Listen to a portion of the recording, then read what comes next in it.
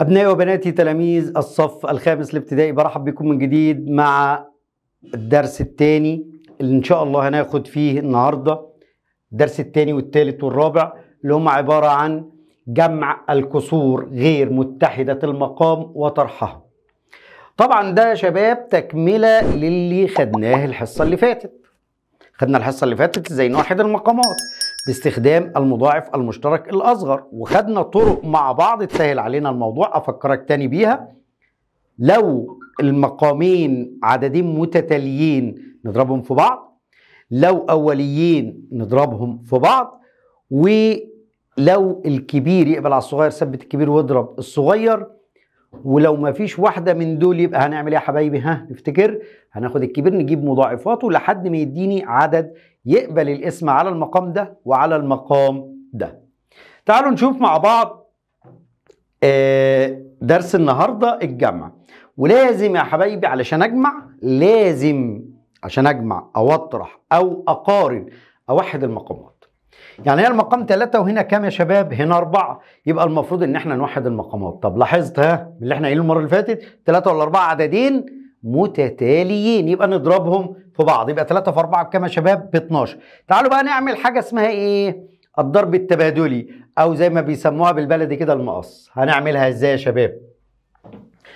الاول اضرب ال3 في 4 بكام يا حبايبي؟ ب 12 اهي، ونعمل الضرب التبادلي او المقص اهو. هضرب ال3 مقام الكسر الاول في بسط الكسر الثاني، 3 في 1 ب3، وهنا كده مقام الكسر الثاني في بسط الاول 4 في 2 ب8.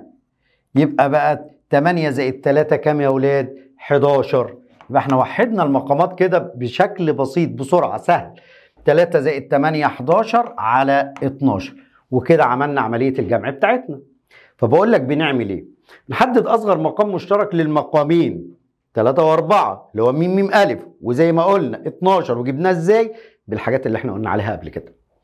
طيب بتحدد كسور مكافأة لكلا الكسرين. يعني مثلا 1 على 4 المفروض ان انا ضربت في 3، يبقى اضرب هنا في 3، يبقى بقى 3 على ده كده 3 على 12، وده هنا ضربت في كام؟ في 4، يبقى هضرب هنا الاثنين في 4 ب8، والثلاثة في 4 ب12. ويبقى كده عملنا كتبنا الكسرين المكافئين للكسرين دول بحيث ان يكون لهما نفس المقام، وبالتالي نقدر نجمع ونطرح ونعمل اللي احنا عايزينه.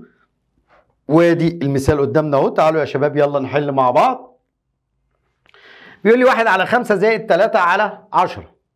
بص يلا على المقام كده، هنا 5 وهنا كام؟ 10. هنا 5 وهنا 10.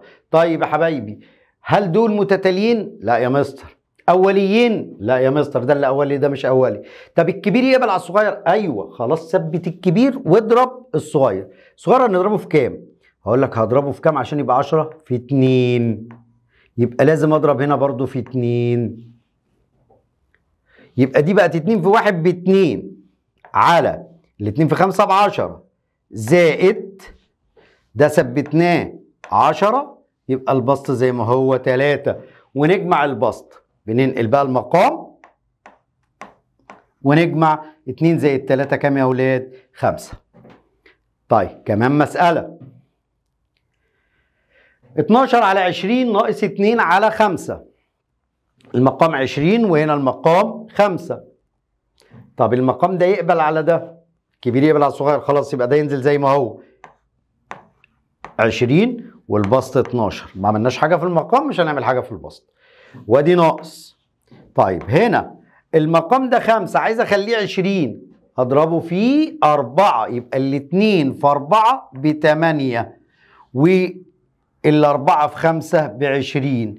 يبقى اذا كتبت كسر 8 على 20 يكافئ 2 على 5 بحيث يكون المقام هنا وهنا 20، المقامات متحدة. يبقى ايه اللي انا عملته تاني يا شباب؟ ثبت الكبير ضربت الصغير. ضربته في كام؟ ضربته في 4. ضربته في كام يا شباب؟ في 4. فلما اضرب ده في 4 يبقى لازم اضرب البسط في 4. الاثنين في 4 ب8 والخمسة في 4 ب20. ونطرح عادي. ادي المقام 20 ونطرح 12 ناقص 8 كام يا اولاد؟ 4. طيب يبقى 4 على كام؟ على 20. طب مستر عايز احطها في ابسط صورة. تمام، مين بقى اللي هيساعدني في الكلام ده؟ جدول الضرب، برافو عليك. دي 4 ودي 20. طب ما هي ال20 4 في 5، يبقى دي نقدر نقول عليها، اعملها لك بلون تاني اهو، اقدر اقول عليها 4 في 1. اما دي 4 في كام يا شباب؟ في 5.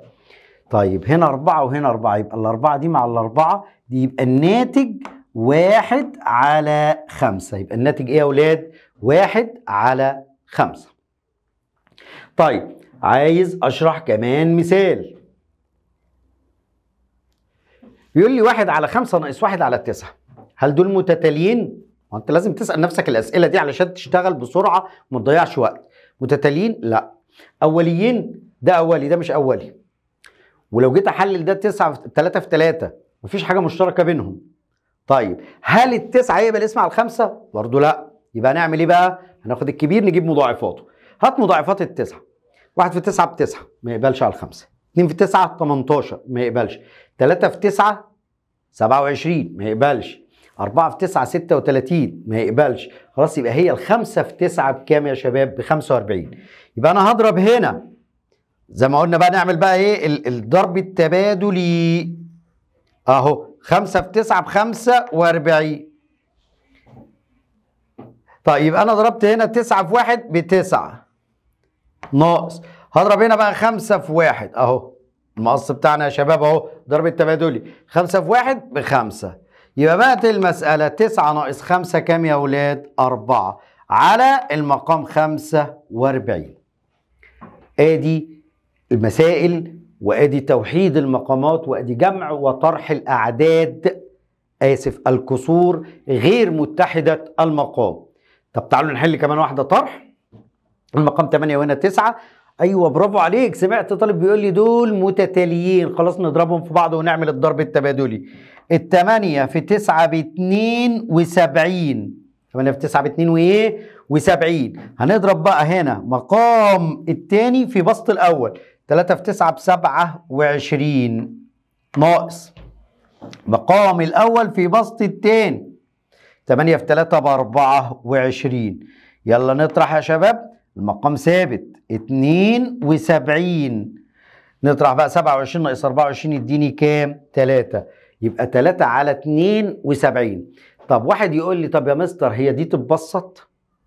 اقول لك تعالى افتكر قابلية القسمة. طبعا ده 3 عدد اولي، يبقى هو مش هيتقسم غير على نفسه. طب ال 72 تقبل على 3؟ افتكر قابلية القسمة بقى. بجمع ارقام العدد.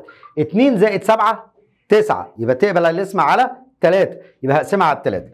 يبقى هنا بقول له 3 على 3 فيها الواحد، وال 72 على 3. تعالى نقسم واحدة واحدة. ال7 ناخد منها كام؟ 3. ناخد منها 2 يا مستر اللي هم ب6، ويبقى كام؟ 1. يبقى نقول له فيها ال2 ويبقى كام يا مستر؟ 1. جنب ال2 بقت 12. 12 على 3 فيها كام؟ ال4. يبقى لما اجي اكتبها في ابسط صورة يبقى 1 على 24. 1 على 24. كده حبايبي قلنا الدرس بتاعنا، فهمنا ازاي نجمع، ازاي نطرح الكسور غير متحدة المقامات. وبفكرك تاني بنلخص الدرس تاني، مستخدمين الدرس الاول ان انا لما باجي اوحد المقامات باستخدام المضاعف المشترك الاصغر، وما بحللش علشان اجيب المضاعف المشترك الاصغر، لا ده انا بحل بطرق بسيطة كده قلنا عليها.